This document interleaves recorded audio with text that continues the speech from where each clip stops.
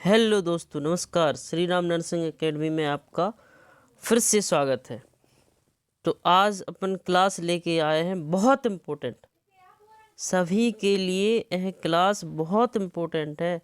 जो हॉस्पिटल में काम कर रहा है उसके लिए भी इम्पोर्टेंट है, जो अभी स्टडी कर रहा है, जीएनएम बीएससी नर्सिंग कर रहा है, उसके लिए भी बहुत हेल्पफुल है।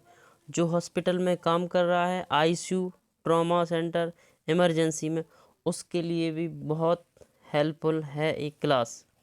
और एग्ज़ाम पॉइंट ऑफ व्यू से भी ये क्लास बहुत इम्पोर्टेंट है, क्योंकि इस क्लास से एग्ज़ाम में कम से कम 5 से 10 क्वेश्चन डायरेक्टली और इनडायरेक्टली मिलेंगे आपको। क्योंकि हर एग्ज़ाम में ऐसा कोई भी एग्ज़ाम नहीं होगा जहाँ पर इस क्लास से कोई क्वेश्चन ना आया हो। ठीक है, ये टॉपिक इतना इम्पोर्टेंट है, इतना इम्पोर्टेंट है, बहुत ज़्यादा ही इम्पोर्टेंट है। ठीक है, तो आज का टॉपिक है एवीजी। एवीजी क्या होता है, कहाँ से सैंपल लेते हैं, ठीक है, एलन टेस्ट क्या है, फिर मेटाबॉलिक क्या है, रेस्पिरेटरी क्या है, एसिडोसिस, एल्कलोसिस क्या है, इनके बारे में अपन डिस्कस करेंगे। ठीक है, मोटिवेशन के साथ स्टार्ट करते हैं। और हाँ, जो हॉस्पिटल में ड्यूटी कर रहे हैं, आईसीयू, ट्रॉमा सेंटर, इमरजेंसी में, उनको ज़रूरत पड़ती है, क्योंकि ये जांच सबसे जल्दी हो जाती है, मिनट में हो जाती है। 3 से 5 मिनट या 10 मिनट तक लगते हैं इसको जांच करने में। क्योंकि एवीजी का सैंपल निकाला, उसको मशीन ऑटोमेटिक है, उसको मशीन में लगाया, तुरंत के तुरंत रिपोर्ट आ जाती है। डॉक्टर बोलते हैं एवीजी करो जल्दी, किसी भी सीरियस पेशेंट का एवीजी करके लाओ, उसका तुरंत ही रिपोर्ट चाहिए उनको। सब आ जाता है उसमें, एच भी आ जाता है, sodium, potassium, electrolyte, bicarb, oxygen कितनी रहती है, वेंटिलेटर पे जो पेशेंट रहते हैं उनको ज़्यादा ज़रूरत पड़ती है। ठीक है, डॉक्टर अगर किसी डॉक्टर ने आपसे बोला कि एवीजी करिए इसका, एवीजी करने आप गए, रिपोर्ट लेके आप आ रहे हो, डॉक्टर ने पूछा कि इस रिपोर्ट को बताओ इसमें क्या है, मेटाबॉलिक एसिडोसिस है, मेटाबॉलिक अल्कलोसिस है, रेस्पिरेटरी एसिडोसिस है, रेस्पिरेटरी अल्कलोसिस है, क्या देने की ज़रूरत है इस पेशेंट को। अगर आप जानते हो तो आप बता दोगे, नहीं जानते हो तो फिर आप नहीं बता पाओगे, फिर डॉक्टर की डांट खानी पड़ेगी। इससे अच्छा है कि आप एवीजी को पढ़ ले लीजिए, अच्छे से पढ़िए। इस क्लास आपको बहुत हेल्पफुल होगी, बहुत हेल्पफुल होगी ये क्लास आपके लिए। ठीक है, चलिए टॉपिक की ओर चलते हैं। तो मोटिवेशन के साथ स्टार्ट करते हैं। बीता हुआ कल तुम्हारे दिमाग में है और आने वाला कल तुम्हारे हाथ में है। ठीक है, जो बीत गया कल वो आपके दिमाग में है, और जो आने वाला कल है वो आपके हाथ में है। आने वाले कल को कैसे सुधारना है वो आप डिस्कस करिए। ठीक है, डिसीजन लीजिए, हमें क्या करना है, पढ़ना है या फिर ऐसे ही घूमते रहना है। ठीक है, तो आने वाला कल आपके हाथ में है, आपको क्या करना है।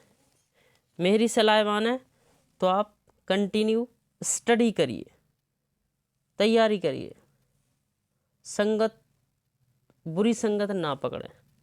ठीक है, अच्छी संगत पकड़ें और अपने गोल पर फोकस करें, आपको आगे क्या करना है।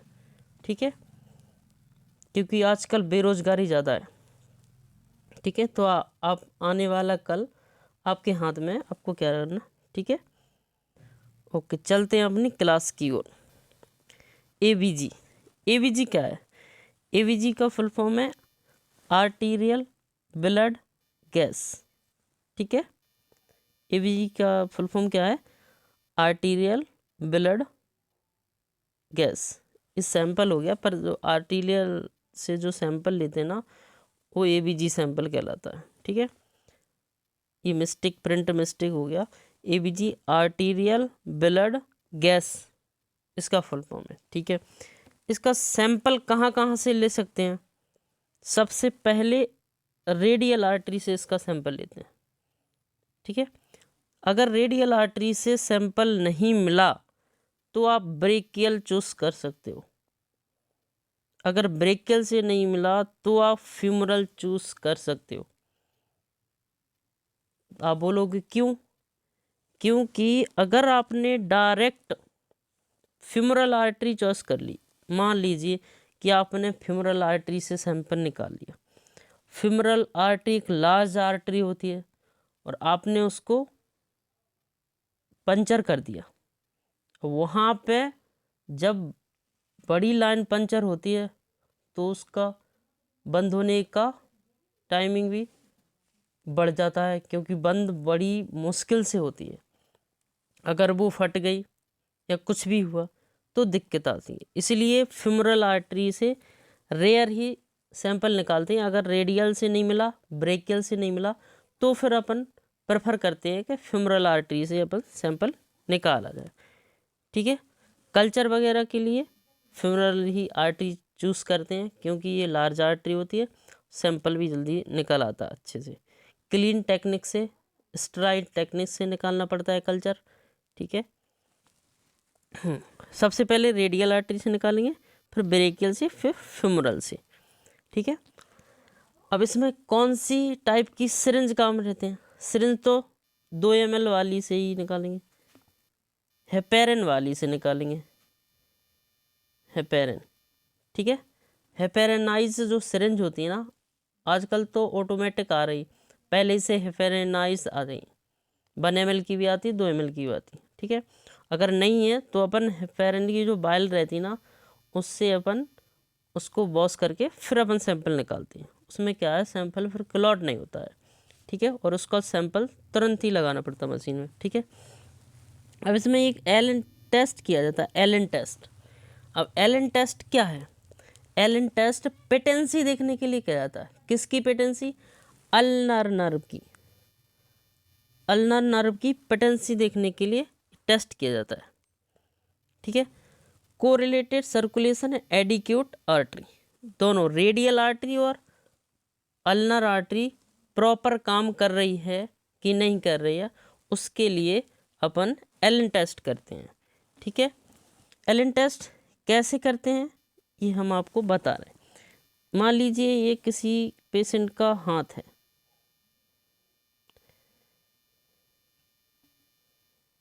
ठीक है, चलिए हाथ है, ये रेडियल आर्टरी हुई, ये कौन सी है? रेडियल। ठीक है, ये रेडियल हुई, ये अल्नर हुई, अल्नर आर्टरी हुई। ठीक है, अल्नर आर्टरी ये फिंगर की साइड रहती है, लिटिल फिंगर, लिटिल फिंगर की साइड रहती है। ठीक है, और ये रेडियल आर्टरी है थंब की साइड रहती है, अंगूठे जिसे बोलते हैं, थंब की साइड रहती है। ठीक है, अब अपन ने दोनों आर्टरी को प्रेस करके रखा, रेडियल को भी प्रेस करके रखा और अल्नर को भी प्रेस करके रखा। दोनों को प्रेस किया तो ये हाथ कैसा होगा? वाइट हो जाएगा। ठीक है, दोनों को अपन ने एकदम से छोड़ा, हाथ रेड हो जाएगा। अपन दोनों को पहले दबा के रखेंगे। ठीक है, दबा दिया। अब छोड़ना किसको? अपन को अल्नर आर्टरी को छोड़ना है। जो अपन ने प्रेस किया उंगली से, रेडियल आर्टरी और अल्नर आर्टरी को दोनों को दबाया है, अब आपको छोड़ना है अल्नर आर्टरी को। अल्नर आर्टरी को जैसे ही आप छोड़ेंगे और देखेंगे कि हमारा जो वाइट हैंड हो गया था, सफ़ेद हैंड हो गया था, वो रेड हुआ कि नहीं हुआ। अगर रेड हो गया तो आप सैंपल रेडियल आर्टरी से ले सकते हो। अगर अल्नर आर्टरी को छोड़ने पर ये हाथ रेड नहीं हुआ और वाइट का वाइट ही रहा, तो आप फिर अल्नर रेडियल आर्टरी से सैंपल नहीं लेंगे, क्योंकि इसमें अल्नर आर्टरी काम नहीं कर रही है। अगर अल्नर आर्टरी को छोड़ने से रेड हो जाएगा हाथ, उंगलियां रेड हो जा रही हैं, तो आप फिर रेडियल आर्टरी से सैंपल लोगे। अगर हाथ की उंगलियां रेड नहीं हो रही हैं, वाइट ही हैं, तो आप फिर रेडियल आर्टरी से सैंपल नहीं ले सकते। फिर आप ब्रेकियल से जाइए, ब्रेकियल से लोगे, या फिर आप फ्यूमरल से लोगे। ठीक है, ये होता एलन टेस्ट। और एलन टेस्ट ये कितने दिन में, कितने मतलब सेकंड में ये उंगलियों का कलर रेड हो जाएगा? 6 to 7 सेकंड लगते हैं बस। 6 to 7 सेकंड में ये इसका कलर पिंकिश हो जाएगा, उंगलियों का कलर। ठीक है, तो एलन टेस्ट होता है अल्नर आर्टरी की पेटेंसी देखने के लिए। ठीक है, पिंकनेस रिपेयर 6 to 7 सेकंड में पिंकनेस हो जाती हैं उंगलियां दबाने के बाद। ठीक है, एबीजी की नॉर्मल वैल्यू क्या क्या होती है? एबीजी में अपन को क्या क्या देखना होता है? एबीजी में अपन को पीएच देखना होता है, एबीजी में अपन को PCO2 देखना है, एबीजी में SCO3 बाइकार्ब देखना है, और एबीजी में अपन को PO2 O2 का लेवल देखना, ऑक्सीजन देखना। पीएच कितना होता? पीएच होता 7.35 से 7.45 नॉर्मल रहता है। अगर 7.35 से 7.45 7.45 से आगे जाएगा, 7.50 जाएगा, तो ये अल्कलोसिस कहलाएगा।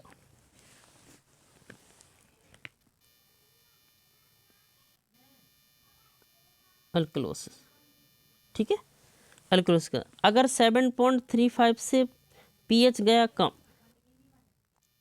तो फिर एसिडोसिस कहलाएगा, एसिडोसिस बोलेंगे इसको। ठीक है, पीएच हो गया। PCO2 35 से लेके 45 तक नॉर्मल रहती है। अगर इससे 35 से नीचे आया तो भी रेस्पिरेटरी हुआ, और 45 से ऊपर गया तो भी रेस्पिरेटरी। CO2 रेस्पिरेटरी को इंडिकेट करता है, पीएच और SCO3 ये बाइकार्ब को इंडिकेट करेगा, मेटाबॉलिक को इंडिकेट करेगा SCO3। अगला HCO3 22 से लेके 28 तक इसकी नॉर्मल वैल्यू होती है। ठीक है, इसके आगे पीछे हुआ तो ये एबनॉर्मल में है। PO2 80 से 100 होती है। ठीक है, 80 के नीचे ऑक्सीजन का लेवल कम होता है। ठीक है, चलते हैं अगली। हाँ, SCO3 क्या इंडिकेट कर रहा है? Metabolic function. SCO3 जहाँ आपको दिख जाए वहाँ मेटाबॉलिक फंक्शन हो। ठीक है, कम दिख जाए, बढ़ जाए, वो मेटाबॉलिक। PCO2 रेस्पिरेटरी फंक्शन को इंडिकेट करेगा। ठीक है, जो पीएच है ना, पीएच वो व्युत्क्रमानुपाती होता है SCO3 PCO2 का व्युत्क्रमानुपाती। अगर पीएच बढ़ेगा, पीएच अगर बढ़ेगा तो SCO3 भी बढ़ेगा। ठीक है, और इसके अपोजिट क्या? PCO2 कम होगा। अगर पीएच कम हुआ तो SCO3 कम होगा, क्योंकि पीएच और SCO3 साथ साथ चलते हैं। पीएच कम हुआ तो SCO3 भी कम होगा, CO2 फिर बढ़ जाएगी। ये व्युत्क्रमानुपाती होते हैं। ठीक है, इम्बैलेंस कैसे हुआ? रेस्पिरेटरी एसिडोसिस हुआ, किसी मरीज को रेस्पिरेटरी एसिडोसिस हुआ तो उसमें क्या क्या चेंजेस होगा? डिक्रीज पीएच, हमने बोला था पीएच अगर 7.35 से कम होगा तो वो एसिडोसिस कहलाता है। ठीक है, रेस्पिरेटरी एसिडोसिस में डिक्रीज पीएच, पीएच कम हुआ। ठीक है, पीएच कम हुआ तो अपन SCO3 भी कम होगा, तो डिक्रीज SCO3। उसमें फिर क्या हो जाएगा? इंक्रीज CO2, CO2 का लेवल बढ़ जाएगा, वो रेस्पिरेटरी एसिडोसिस। ठीक है, अब रेस्पिरेटरी अल्कलोसिस में क्या होगा? पीएच बढ़ जाएगा। जब पीएच बढ़ेगा तो SCO3 भी बढ़ेगा, जब SCO3 बढ़ेगा तो CO2 का लेवल कम हो जाएगा। इंक्रीज पीएच, इंक्रीज SCO3 और डिक्रीज CO2। ठीक है, मेटाबॉलिक एसिडोसिस, मेटाबॉलिक एसिडोसिस ही कह रहा है। अगर पीएच 7.35 से कम हुआ तो एसिडोसिस होगा, डिक्रीज पीएच। और पीएच अगर कम हुआ तो SCO3 भी कम होगा। साथ साथ चलते हैं ना। ठीक है, अगला है मेटाबॉलिक अल्कलोसिस। अल्कलोसिस से कह रहा है कि पीएच बढ़ेगा। पीएच अगर 7.45 से ज़्यादा इंक्रीज हुआ तो SCO3 भी इंक्रीज होगा। ठीक है, ये इनकी कंडीशन है। ठीक है, मेटाबॉलिक एसिडोसिस में क्या होगा, metabolic alkalosis, respiratory alkalosis, metabolic acidosis और मेटाबॉलिक अल्कलोसिस। ठीक है, ये 4 चीज़ें होती हैं। अब इसमें से अपन को एसिडोसिस अल्कलोसिस तो आपको पता ही है। ठीक है, जानते हुए अगर पीएच कम हुआ तो एसिडोसिस और पीएच ज़्यादा हुआ तो अल्कलोसिस। ठीक है, चलते हैं तो फिर अगले स्लाइड की ओर। अब इसमें कंपनसेट भी रहता है। कंपनसेट, पार्शियल कंपनसेट या अनकम्पनसेट।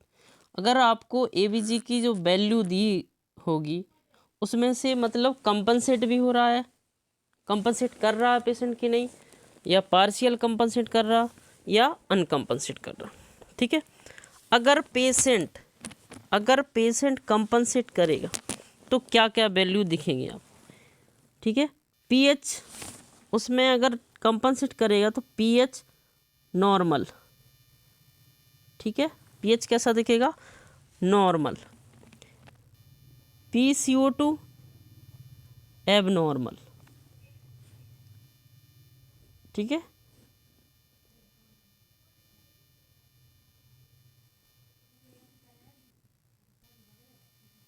इरेज करते हैं पहले।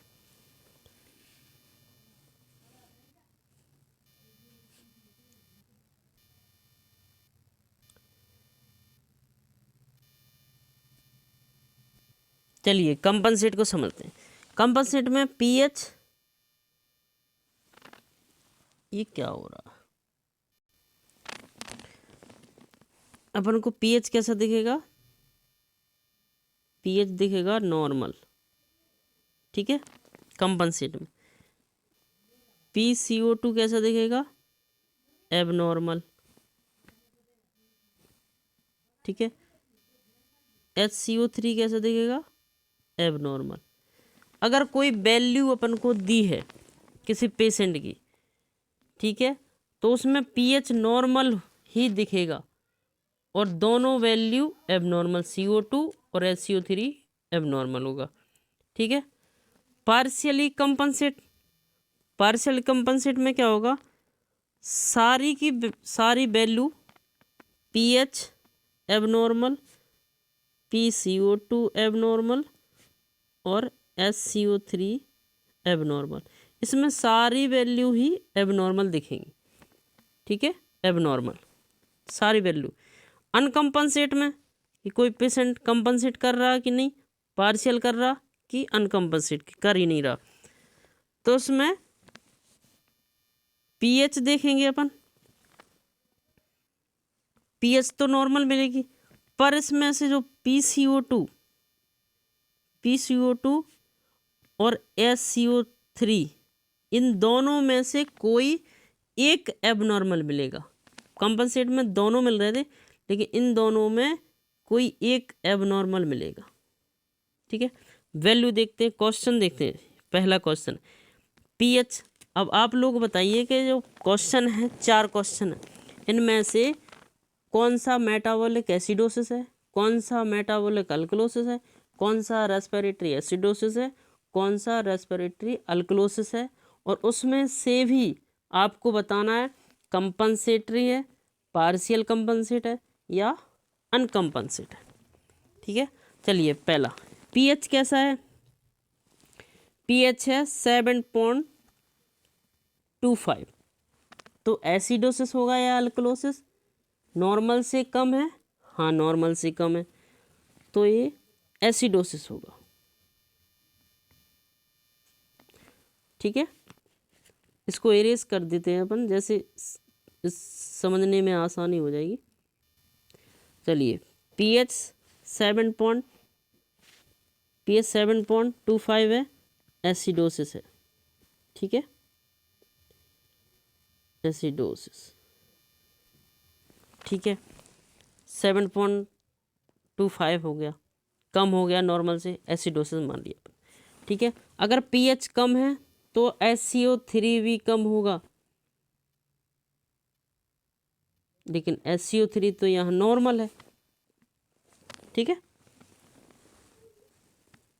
जब नॉर्मल है तो अपन मेटाबॉलिक या रेस्पिरेटरी डिस्कस किससे करते हैं? SCO3 से तो करते हैं मेटाबॉलिक, और रेस्पिरेटरी से करते हैं CO2 से करते हैं रेस्पिरेटरी। ठीक है, अब एसिडोसिस तो है, ये तो पता चल गया अपन को एसिडोसिस है। अब एसिडोसिस में से भी मेटाबॉलिक एसिडोसिस है या फिर रेस्पिरेटरी एसिडोसिस है। ठीक है, तो ये वैल्यू तो नॉर्मल है, इसमें तो कुछ होगा नहीं, क्योंकि पीएच का अपन ने डिस्कस कर लिया, एसिडोसिस है, ये तो ख़त्म। ये नॉर्मल है तो इससे अपन को कोई लेना देना नहीं है। ठीक है, अब PCO2 ये कैसा है? ये बढ़ा हुआ है, तो बढ़ा हुआ है तो ये रेस्पिरेटरी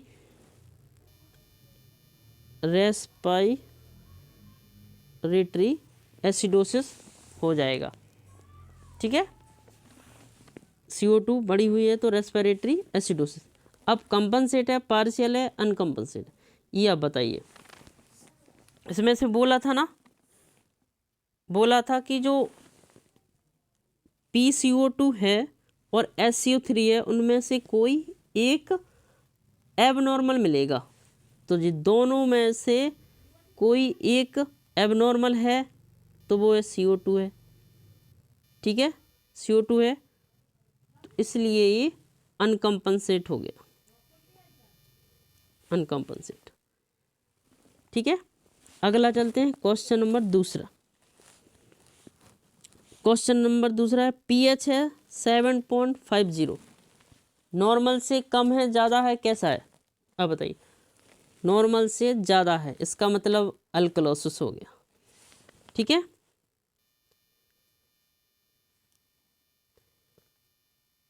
अल्कलोसिस हो गया। ठीक है, अल्कलोसिस। अब कौन सा अल्कलोसिस हुआ? मेटाबॉलिक हुआ या रेस्पिरेटरी? इसका डिस्कस करते हैं। ठीक है, PCO2 है 32 है, तो PCO2 32 है तो नॉर्मल से कम है। ठीक है, और SCO3 28 है, तो मतलब ये SCO3 28 मतलब नॉर्मल में ही है। ठीक है, तो ये तो अल्कलोसिस हो गया था, डिसाइड हो गया था। अब PCO2 और SCO3 में से डिसाइड करने, SCO3 जबकि नॉर्मल है तो मेटाबॉलिक तो हो ही नहीं सकता, PCO2 एबनॉर्मल है तो ये रेस्पिरेटरी को इंडिकेट कर रहा, रेस्पिरेटरी अल्कलोसिस हो जाएगा। ठीक है, अब दूसरा क्वेश्चन का आंसर तो रेस्पिरेटरी अल्कलोसिस है, पर कंपनसेट है, पार्शियल है या अनकंपनसेट है। तो बोला था कि दोनों में से कोई एक नॉर्मल रहेगा, ये भी अनकंपनसेट है। ठीक है, क्वेश्चन नंबर तीसरे पे चलते हैं। पीएच कैसा है? 7.30 मतलब एसिडोसिस। ठीक है, PCO2 34 है। ठीक है, थोड़ा नॉर्मल से थोड़ा कम।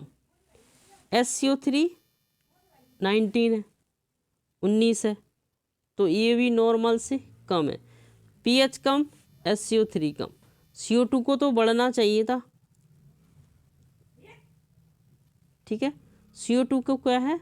बढ़ना चाहिए था, लेकिन बढ़ा नहीं है, नॉर्मल से थोड़ा सा पास में है, नॉर्मल से थोड़ा सा पास है। तो पीएच देख लिया अपन ने, तो ये एसिडोसिस हो गया। ठीक है, अपन ने पीएच कम तो SCO3 भी कम, तो SCO3 कम है तो मेटाबॉलिक एसिडोसिस हो गया जी। ठीक है, ये मेटाबॉलिक एसिडोसिस हो गया।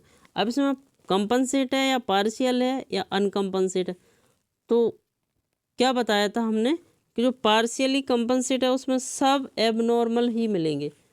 PH abnormal, PCO2 abnormal, SCO3 abnormal. ठीक है, ये पार्शियली है, पार्शियल कंपनसेट। ठीक है, मेटाबॉलिक एसिडोसिस। क्वेश्चन नंबर चौथा, pH 7.35 है, मतलब एसिडोसिस की साइड है। ठीक है, PCO2 50 है, SCO3 20 है। ठीक है, pH तो नॉर्मल है, PCO2 एबनॉर्मल है। तो pH से डिसाइड हो गया एसिडोसिस, CO2 से डिसाइड हो गया रेस्पिरेटरी एसिडोसिस। अब अपन को कंपनसेट, अनकंपनसेट या पार्शियली कंपनसेट ये डिसाइड करना है। तो इसमें क्या बताया था कंपनसेट में कि pH तो नॉर्मल रहेगा और PCO2 और SCO3 एबनॉर्मल रहेगा। तो pH अपना नॉर्मल है, इसलिए रेस्पिरेटरी एसिडोसिस विद कंपनसेट हो जाएगा। ठीक है, आपको चारों के आंसर मिल गए होंगे। ठीक है, और क्वेश्चन MCQ करना आप बुक में से, आप चाहे टारगेट हाई बुक में से करना या फिर PR यादव में से करना, ये दोनों बुक बेस्ट हैं। ठीक है, चलते हैं अगली स्लाइड के ऊपर। इसमें से मेटाबॉलिक एसिडोसिस में क्या क्या होगा, किस किस में मेटाबॉलिक एसिडोसिस होगा, और मेटाबॉलिक अल्कलोसिस किस किस में होगा। ठीक है, तो आपको थोड़ा सा समझा दें तो उससे आपको इजी हो जाएगा। ठीक है,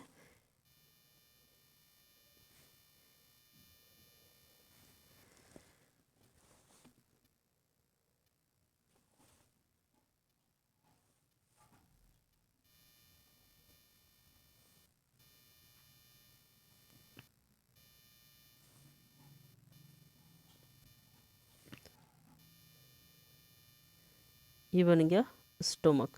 ठीक है, इंटेस्टाइन।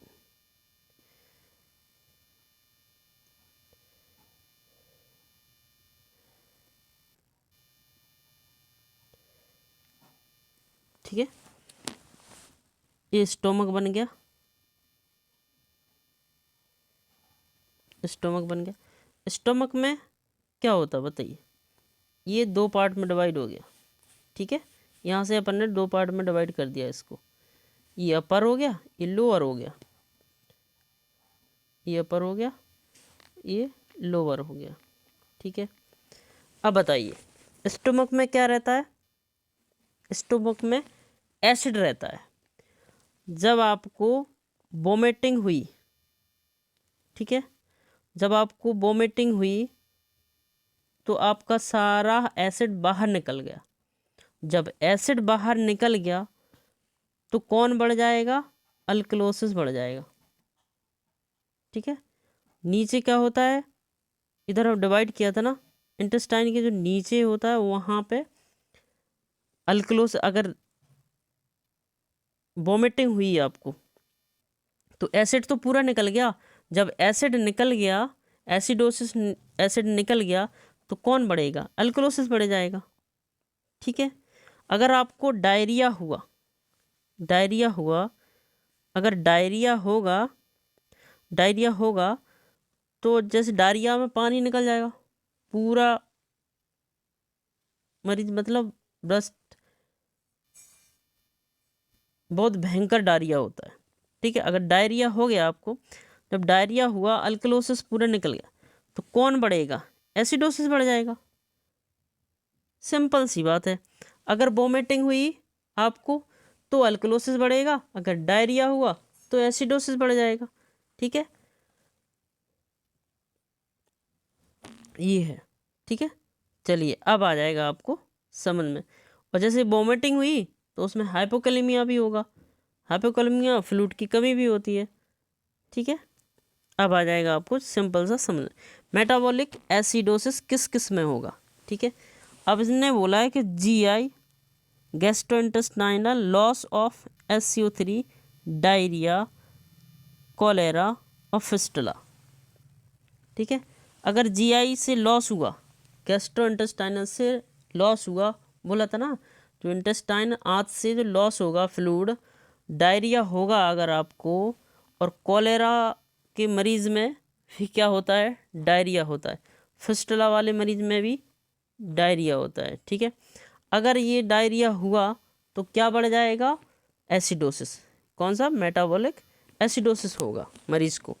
ठीक है, रीनल लॉस है, renal loss of SCO3, bicarb loss हो गए रीनल से तो भी मेटाबॉलिक एसिडोसिस होगा। ठीक है, पेनक्रियाटाइटिस है, जो अपन ने डिवाइड किया था ना, स्टोमक की जो स्टोमक को अलग कर दिया था और इंटेस्टाइन को अपन ने अलग कर दिया था, वहाँ से पेनक्रियाटाइटिस है। पेनक्रियाटाइटिस इंटेस्टाइन में आती है। जब पेनक्रियाटाइटिस होगा तो पेनक्रियाटाइटिस में भी मेटाबॉलिक एसिडोसिस ही होगा। ठीक है, यूरेट्रोसिग्मोइडोस्टोमी, यूरेट्रोसिग्मोइडोस्टोमी कर दिए किसी पेशेंट की तो उसमें भी मेटाबॉलिक एसिडोसिस ही होगा। ठीक है, इलियोस्टोमी, फ्लूइड लॉस, इलियम से फ्लूइड का लॉस हुआ तो भी पेशेंट में मेटाबॉलिक एसिडोसिस होगा। ठीक है, लैक्टिक एसिडोसिस हुआ तो भी मरीज में मेटाबॉलिक एसिडोसिस होगा। डायबिटिक कीटो एसिडोसिस वाले मरीज में भी मेटाबॉलिक एसिडोसिस होता है। ठीक है, एल्कोहलिक कीटो एसिडोसिस में जो दारू वगैरह पीते हैं ना, उसमें भी मेटाबॉलिक एसिडोसिस देखने को मिलेगा। अब मेटाबॉलिक अल्कलोसिस किस में देखने को मिलेगा, ये मिसप्रिंट हो गया है कि था। मेटाबॉलिक अल्कलोसिस किस किस पेशेंट में आपको देखने को मिलेगा, वोमिटिंग, गैस्ट्रिक सक्शन, अगर आपने राइस ट्यूब किसी पेशेंट को डाली है स्टोमक में तो पूरा रिसेक्शन कर लिया आपने सक्शन से, तो उसमें क्या बढ़ जाएगा, मेटाबॉलिक अल्कलोसिस बढ़ जाएगा। किसी पेशेंट को वॉमिटिंग हुई तो उसमें भी अल्कलोसिस होगा मरीज को।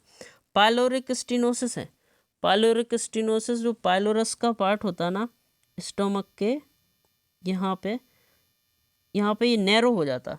जब नैरो होगा तो अपन खाना वगैरह खाएंगे, खाना साइड में जा ही नहीं पाएगा इंटेस्टाइन में। जब साइड में नहीं जा पाएगा तो यहाँ से घूम के बाहर ही निकल आएगा। उसे फोर्सफुल वोमिटिंग होती है, फोर्सफुल, बहुत ज़ोर से वोमिटिंग होती है। ठीक है, उसी को बोलते हैं पाइलोरिक, ये पाइलोरम पार्ट है, यहाँ पे स्टेनोसिस हो जाता है। ठीक है, नैरोइंग हो जाती है। ठीक है, आपने किसी पेशेंट को डायूरेटिक दी, डायूरेटिक भी मेटाबॉलिक अल्कलोसिस करवाता। ठीक है, हाइपर एल्डोस्टेरोनिज्म, अगर किसी पेशेंट को हाइपर एल्डोस्टेरोनिज्म हुआ तो भी उसको मेटाबॉलिक अल्कलोसिस हो जाएगा। कुशिंग सिंड्रोम वाले पेशेंट में भी मेटाबॉलिक अल्कलोसिस होता है। बार्टर सिंड्रोम में भी मेटाबॉलिक अल्कलोसिस होता है। हाइपोकैलिमिया वाले मरीज को, पोटेशियम की कमी को हाइपोकैलिमिया कहते हैं। ठीक है, हाइपोकैलिमिया वाले मरीज को भी मेटाबॉलिक अल्कलोसिस होता है। हाइपोकैलिमिया बताया था ना, वॉमिटिंग हुई तो पेशेंट का जो स्टोमक में पोटेशियम वगैरह रहता वो बाहर निकल जाता, हाइपोकैलिमिया होता है। ठीक है, उसमें मेटाबॉलिक अल्कलोसिस हो जाता है मरीज को। ठीक है, NaSCO3 इन्फ्यूज़न, अगर आपने SCO3 का इन्फ्यूज़न दे दिया, देते गए देते गए देते गए देते गए देते गए, अगर आपने बाइकार्ब ज़्यादा दे दिए तो भी मरीज को मेटाबॉलिक अल्कलोसिस हो जाएगा। मल्टीपल ब्लड ट्रांसफ्यूज़न कर दिया आपने, किसी पेशेंट को 10-12 यूनिट ब्लड चढ़ा दिया तो उस वाले पेशेंट में भी मेटाबॉलिक अल्कलोसिस देखने को मिलेगा। ठीक है, ये आप पूरा याद रख लेना, एग्ज़ाम में इन्हीं में से क्वेश्चन ज़्यादा आते हैं। ठीक है, अब रेस्पिरेटरी देख लेते हैं अपन। रेस्पिरेटरी एसिडोसिस किस में होगा और रेस्पिरेटरी अल्कलोसिस किस में होगा। ठीक है, रेस्पिरेटरी एसिडोसिस अस्थमा वाले मरीज में एसिडोसिस होगा। जो रेस्पिरेटरी से रिलेटेड है वो सब एसिडोसिस हो। अस्थमा वाले पेशेंट में रेस्पिरेटरी एसिडोसिस होगा। COPD वाले मरीज में respiratory acidosis, ARDS, acute respiratory distress syndrome. COPD का क्या है,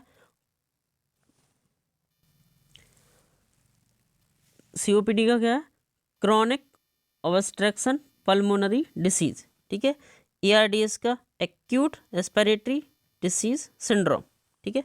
ओबेसिटी में भी, ओबेसिटी जो ज़्यादा वजन वाले पेशेंट हैं उनमें भी रेस्पिरेटरी एसिडोसिस होगा। Obesity. CRF, chronic renal failure, जो बहुत लंबे समय से उनको रीनल फेलियर है, किडनी फेल है, उनको रेस्पिरेटरी एसिडोसिस होगा। ठीक है। हाइपोवेंटिलेशन, जो हाइपोवेंटिलेशन, कम वेंटिलेशन कर रहे, सांस कम ले रहे, उनको भी रेस्पिरेटरी एसिडोसिस होगा। मास्थीनिया ग्रेविस वाले मरीज को, जिसमें मसल्स का कॉन्ट्रैक्शन नहीं हो पाता है, उसमें भी रेस्पिरेटरी एसिडोसिस होगा। न्यूमोथोरेक्स, हवा भर जाना, लंग्स में हवा भर जाना न्यूमोथोरेक्स कहलाता है। ठीक है। उसमें भी respiratory acidosis. Pulmonary oedema, oedema हो जाए पल्मोनरी, पल्मोनरी एडिमा में भी रेस्पिरेटरी एसिडोसिस देखने को मिलेगा। एयरवे ऑब्स्ट्रक्शन, कोई एयरवे ऑब्स्ट्रक्शन हो गया, सांस की नली बंद हो गई, उसको रेस्पिरेटरी एसिडोसिस ही होगा। अब रेस्पिरेटरी अल्कलोसिस किस में होता है? नॉर्मल प्रेगनेंसी में ये होना, रेस्पिरेटरी अल्कलोसिस होना नॉर्मल सी बात है। ठीक है। नॉर्मल प्रेगनेंसी में रेस्पिरेटरी अल्कलोसिस होगा। हाई एल्टीट्यूड रेसिडेंस, जो ऊंचाइयों पर रहते हैं, उनको रेस्पिरेटरी अल्कलोसिस होता है। CHF, कंजस्टिव हार्ट फेलियर वाले मरीज को रेस्पिरेटरी अल्कलोसिस देखने को मिलेगा। ठीक है। हाइपरवेंटिलेशन सिंड्रोम, हाइपरवेंटिलेशन वाले पेशेंट को रेस्पिरेटरी अल्कलोसिस देखने को मिलता है। ठीक है। हेपेटिक फेलियर, जो लीवर फेलियर के मरीज रहते हैं ना, उसमें भी रेस्पिरेटरी अल्कलोसिस देखने को मिलेगा। ठीक है। सैलिसाइलेट इंटॉक्सिकेशन, जिसे बोलते हैं एस्पिरिन, एस्पिरिन। ठीक है। एस्पिरिन वाले मरीज को भी रेस्पिरेटरी अल्कलोसिस होगा। ये रेस्पिरेटरी अल्कलोसिस कब होगा? वैसे तो नॉर्मली एस्पिरिन वाले मरीज को रेस्पिरेटरी नहीं, मेटाबॉलिक एसिडोसिस होगा। डोसिस कब होगा? 24 आवर के पहले। इनिशियली टाइम में मेटाबॉलिक एसिडोसिस होता है, पर बॉडी कंपनसेट करेगी। ठीक है। पेशेंट हाइपर वेंटिलेशन करेगा तो उसको फिर जाके रेस्पिरेटरी अल्कलोसिस हो जाएगा। पहले तो इनिशियली तो रेस्पिरेटरी एसिडोसिस ही मिलेगा एस्पिरिन की टॉक्सिसिटी में। जब एस्पिरिन की टॉक्सिसिटी होती तो मेटाबॉलिक एसिडोसिस देखने को मिलेगा, लेकिन इनिशियली मिलेगा। लेट स्टेज में आपको रेस्पिरेटरी अल्कलोसिस ही देखने को मिलेगा। वो डिपेंड करता है कि एग्जामिनर क्वेश्चन कैसे पूछ रहा है आपसे, उसने इनिशियली पूछा है या लेट पूछा है, वो आपको उसमें देखना पड़ेगा। क्वेश्चन को 2 बार पढ़ना। ठीक है। तो बस आज की क्लास को यहीं पे विराम देते हैं। आई होप कि आप लोगों को क्लास अच्छी लगी हो। अगर क्लास अच्छी लगी हो तो क्लास को लाइक, शेयर एंड सब्सक्राइब ज़रूर करें। ठीक है। कमेंट ज़रूर करें, कमेंट भी लिख के ज़रूर करें, इससे जो आने वाली क्लास है उसमें हम सुधार कर सकें, क्योंकि ग्रुप 5 का एग्ज़ाम 15 फरवरी को है। ठीक है। इसमें ABG टॉपिक से कम 2, 4, 5 क्वेश्चन आपको देखने को मिल जाएंगे। इसलिए ये क्लास बहुत हेल्पफुल है। आप स्टडी करते रहिए अच्छे से। MCQ अभी एग्ज़ाम पॉइंट ऑफ व्यू से कम 500 MCQ डेली निकालना है। ठीक है। जो आप टॉपिक पढ़ रहे हो उसके MCQ निकालो। जैसे आपने ABG पढ़ लिया तो आज ABG के क्वेश्चन जितने भी हैं सारी बुकों से, टारगेट आई से, PR यादव से, सौंदर्य से, मौसवी से, सभी से निकाल लीजिए। ठीक है। तो ये क्लास जो हॉस्पिटल में काम कर रहे हैं उनको शेयर करिए, जो कॉलेज में पढ़ाई कर रहे हैं उनको शेयर करिए। ठीक है। अपने दोस्तों के ग्रुप में शेयर करिए और चैनल को सब्सक्राइब ज़रूर करें। ठीक है। मिलते हैं दोस्तों अगली वीडियो अगले टॉपिक के साथ। ठीक है। नमस्कार, थैंक यू।